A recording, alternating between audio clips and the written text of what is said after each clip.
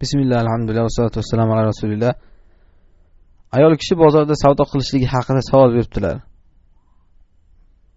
Ayol kishini aslida uyda o'tirishlik kerakligi bu shubhasiz. Chunki Alloh subhanahu va taolo ayollarga shuni buyruq qilgan. Va qarna fi buyutikunna va la tabarrujna tabarrujal jahiliyatil ula. Uylaringda qaror topinglar. Eski jahiliyatidagi ochiq-sochiq bo'lmanglar degan. Asli ayol shuning uchun uyda o'tirishligi. Bu bozor ekan, hattoki namoz masalasida masalan. Sahih hadisda kelgan sahobiyalardan biri Rasululloh sollallohu alayhi vasallamning oldiga kelib aytadiki: "Ya Rasululloh, inni uhibbu salata ma'ak." Ya Rasululloh, men siz bilan namoz o'qishni yaxshi ko'raman deydi. Shu jamoatga kelib siz bilan namoz o'qisam deydi. Ayol kishi. Shunda Rasululloh sollallohu alayhi vasallam aytadilarki: "Qad alimtu annaki tuhibbina salata ma'i va salatuki fi baytiki khayrun laki min salatiki fi hujratiki." Bildim sen men bilan namoz o'qishni yaxshi ko'rishligingni dedilar. Lekin sen uyingda namoz o'qishliging senga hujringda namoz o'qishingdan yaxshiroqdir dedilar. Ya'ni xonangda namoz o'qishing shu uyingda namoz o'qigan, hovlingda namoz o'qiganingdan yaxshiroq dedilar. Hovlingda namoz o'qishliging qavmingni masjidida namoz o'qishligingdan yaxshiroqdir dedilar. Ya'ni o'zingni mahallangda namoz o'qishligingdan yaxshiroqdir. Va o'zingni qavmingda namoz o'qishliging esa men bilan kelib mana masjidimda namoz o'qishligingdan yaxshiroqdir deganlar. Ya'ni qanchalik uyda bo'lsa va uyning ichida turida bo'lsa, shunchalik haligi namozni yaxshi deyaptilar mana. Mana bu namoz masalasida. Shuning uchun ham namozda ham hattoki mana erkaklardan orqa safda turadi. Hatto yosh bolalardan ham orqa safda turadi ayollar. Erkak ayol toki aralashish bo'lmasin deb. Rasululloh sollallohu alayhi vasallam hattoki saf borasida ham aytganlar.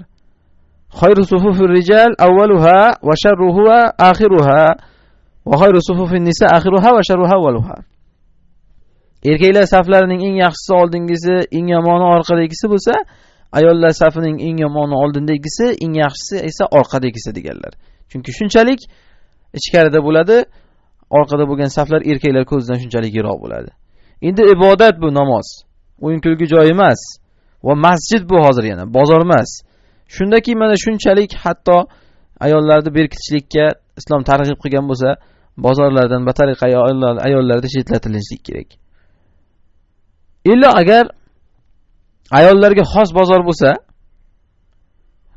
haligi ayollarga endi erkak inson olib kirib qo'ymaydi. Anaqa joyga ayol kishini olib kirib qo'yiladi savdo qilishga ham. Mana bu holatda ayol kishi ishlashligida hech qanday muammo yo'q. Lekin bu hozir so'ralayotgan savolda bunaqangi vaziyat nazarda tutilyapti deb o'ylamaymiz. Bu o'zimizdagi bozorlar nazarda tutilyapti. Erkak va ayol aralash holat mana shunaqa narsa nazarda tutilyapti. Va yana bizning yurtlarda bu yerda ayol kishi hijobni ham komil o'ra olmaydi yoki boshqa kufr yurtlarda ham.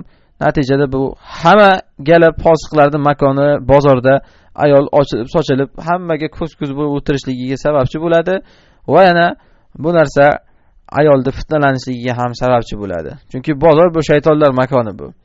Erkakda ham, ayolda ham nafs bor. Shu bilan erkak va ayol fitnalanishligiga sababchi bo'ladi. Ayol keyin savdo qilishga majbur, erkak keladi bir narsa so'rayman, savdo qilaman deb o'sha bilan gaplashishga majbur. Savdo bo'lgandan keyin bu yerda tilyog'lamalik bo'lishga majbur. Har xil keraksiz, kerakli gaplar aralashib ketadi u yerda erkak ayol o'rtasida. Bu narsalar hammasi fitna, fasod narsalar. Albatta shariatda bu narsalar mutlaqo nojoiz, chunki mana yuqorida hattoki ibodat borasida shunaqangi aralash holat bo'lishligidan shariat qaytarib qo'ydi. Erkak kishi shuning uchun agar ayoli bo'lsa, singlisi bo'lsa, onasi bo'lsa, ularni shunaqangi holatda ishlatishlikka qarab turmasligi kerak. O'sha dayus bo'lib qolmasligi uchun erkak kishi ayolini yoki qizini yoki opasi, singlisini o'shanaqangi joylardan olib chiqib, ularning ta'minotini erkak qilib qo'yish kerak. Ayollar o'zini o'zi xorlamasin. Alloh subhanahu va taolo bu shariatda bir ayollarni go'yoki bir malakadek qilib qo'ygan, ya'ni ular hech unaqa mehnat qilib, ish qilib yotishiga hojati yo'q. To'g'ri, endi kimdir buni eshitib, ha qani yurda unaqangi erkak qani ekan, endi hamma narsani xotiniga muhayyo qilib beradigan deyishi mumkin. Bu endi erkaklarda aybi to'g'ri. Lekin endi biz erkakning aybini deb ayol ham o'zini jahannamga otmasligi kerak. Va Alloh subhanahu va taolodan isloh so'rasin, Allohdan bir rizq so'rasin. Allohning huzuridagi rizqqa Allohga osiy bo'lib erishilmaydi. Alloh taolo oyatda aytganidek, Kim Allohga taqvosini qilsa, Alloh unga har qanday muammodan chiqadigan yo'l qiladi va o'zi o'ylamagan tomondan rizq beradi degan. Allohga taqvoni qilish kerak, ayollar ham bunaqa ishlarni tark qilish kerak, vallohu alam.